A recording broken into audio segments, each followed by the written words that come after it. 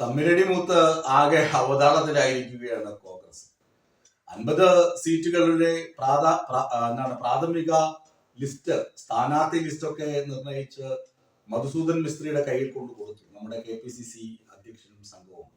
പക്ഷേ ആ ലിസ്റ്റ് മധുസൂദൻ മിസ്ത്രി പ്രഖ്യാപിച്ചു കഴിഞ്ഞാൽ കൂട്ട കൊഴിഞ്ഞുപോക്കും ചുട്ട അടിപിടിയുമാകും പാർട്ടിക്കുള്ളിൽ, കോൺഗ്രസ് പാർട്ടിക്കുള്ളിൽ നടക്കുക എന്ന് തിരിച്ചറിഞ്ഞതോടുകൂടി ആ ലിസ്റ്റ് ഇപ്പൊ പ്രസിദ്ധീകരിക്കല്ലേ എന്ന് രഹസ്യ സന്ദേശം കൊടുത്തിരിക്കുകയാണ് മിസ്ത്രിക്ക് കേരളത്തിലെ കോൺഗ്രസ് നേതൃത്വം. എന്താണെന്ന് പറഞ്ഞു കഴിഞ്ഞാൽ, സീറ്റ് മോഹികളും അധികാരമോഹികളുമായ ഒരു പറ്റം നേതാക്കൾ സീറ്റുകൾക്ക് വേണ്ടി കടുംപിടുത്തം പിടിച്ചു നിൽക്കുകയാണ്. അവർ പറയുന്നത് മറ്റേതെങ്കിലും പാർട്ടി വിട്ടുവന്ന ആളുകൾക്ക് സീറ്റുകൾ വച്ചു നീട്ടുമ്പോൾ എന്തുകൊണ്ട് കോൺഗ്രസിനു വേണ്ടി ഇതുവരെ ഒപ്പം നിൽക്കുകയും സമരം ചെയ്യുകയും ഒരുപാട് കഷ്ടതകൾ സഹിക്കുകയും ചെയ്ത മുതിർന്ന നേതാക്കൾക്കൊക്കെ സീറ്റ് കൊടുക്കുന്നില്ല എന്ന ചോദ്യമാണ് ഈ നേതാക്കൾ ഉന്നയിക്കുന്നത്.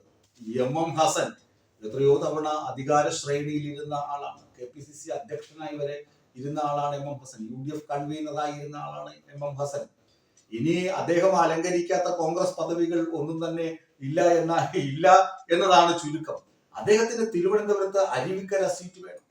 കണ്ണൂർ സീറ്റില് മുല്ലപ്പള്ളി രാമചന്ദ്രനെ മത്സരിക്കണം. കേന്ദ്ര പ്രതിരോധ മന്ത്രിയായിരുന്ന ആളാണ്. അദ്ദേഹത്തിന് ഇവിടെ നിയമസഭയിൽ സീറ്റ് വേണം. ഇനിയിപ്പോ മറ്റേ MP മാരായിരിക്കുന്ന കുറച്ച് ആളുകളുണ്ട്. സുധാകരന്റെ കേരളത്തിൽ വീണ്ടും മത്സരിക്കണം നിയമസഭയിലേക്ക്. എന്നാൽ സുധാകരൻ മത്സരിച്ചാൽ എനിക്കെന്ത് കുഴപ്പമെന്ന് കൊടിക്കുന്നിൽ സുരേഷ്, ഞാൻ കുറെ കാലമായി പാർലമെന്റിലാണല്ലോ, ഡൽഹിയിലാണല്ലോ, എനിക്ക് കേരളത്തിൽ പ്രവർത്തിക്കണ്ടേ?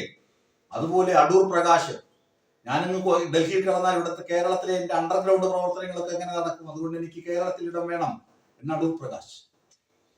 ഇങ്ങനെ ഒരു പറ്റം നേതാക്കൾ. ഇനി വിജിലൻസിന്റെ ക്ലീൻ ചീറ്റ് കിട്ടിയ VS ശിവകുമാർ, T ശരത്ചന്ദ്ര പ്രസാദ്, ഇവരൊക്കെ തിരുവനന്തപുരം സെൻട്രലിന് വേണ്ടി അടികൂടിക്കൊണ്ടിരിക്കുകയാണ്.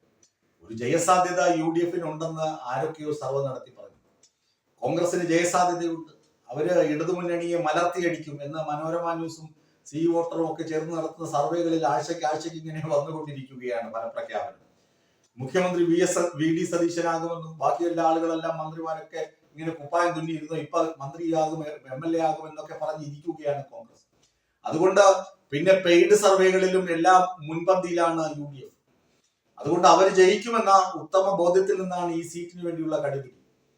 കൊല്ലത്ത് കൊട്ടാരക്കരയിൽ തുടങ്ങിയതാണ് അടി. ഐഷ പോറ്റി CPM വിട്ട് കോൺഗ്രസിലേക്ക് വന്നപ്പോ തുടങ്ങിയതാണ് ഈ അടിപിടി. ഐഷയ്ക്ക് എന്തിന് കൊട്ടാരക്കര സീറ്റ് കൊടുത്തു? അവിടെ കൊട്ടാരക്കര വേറെ കോൺഗ്രസ്സുകാരില്ലേ? അതുപോലെ PJ ജോസഫ് പറയുന്ന വേറൊരു കാര്യമുണ്ട്. ഈ ഘടകകക്ഷികൾ എന്ന് പറഞ്ഞ് നിൽക്കുന്ന പല കക്ഷികൾക്കും ജനപിന്തുണയില്ല. CK ജാനുവിന് എന്ത് ജനപിന്തുണയാണ്? തൃണമൂൽ കോൺഗ്രസ് PV അൻവറിന് എത്ര ആളാണ് ഇരിക്കുന്നത്?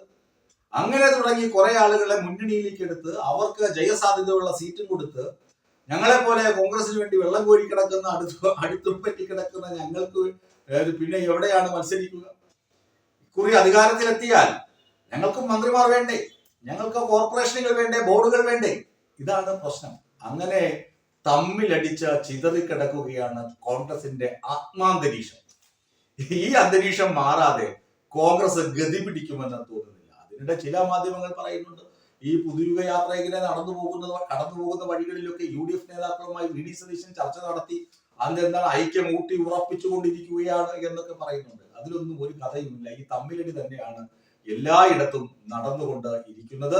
നേതാക്കളെ ആദ്യം ഒതുക്കിയില്ലെങ്കിൽ, നേതാക്കളെ ഒതുക്കി ഒരു മൂലക്കിരുത്തിയിട്ട് ആളുകളെ ഇന്ന ആളുകളെ എന്ന് കൃത്യമായി താക്കീത് നൽകി ഇവരാണ് സ്ഥാനാർത്ഥികൾ എന്ന് പറയാനുള്ള ആർജവം കോൺഗ്രസ് കാണിച്ചില്ലെങ്കിൽ ഈ അടിമൂക്കും കോൺഗ്രസ് തോൽക്കുകയും ചെയ്യും. ഇനിയിപ്പോ 25-ാം തീയതി രാഹുൽ ഗാന്ധി കേരളത്തിലെത്തുന്നുണ്ട്. രാഹുൽ ഗാന്ധിയോട് പരാതി പറയാനിരിക്കുകയാണ് ചില മുതിർന്ന നേതാക്കളും ഘടകകക്ഷി നേതാക്കളും.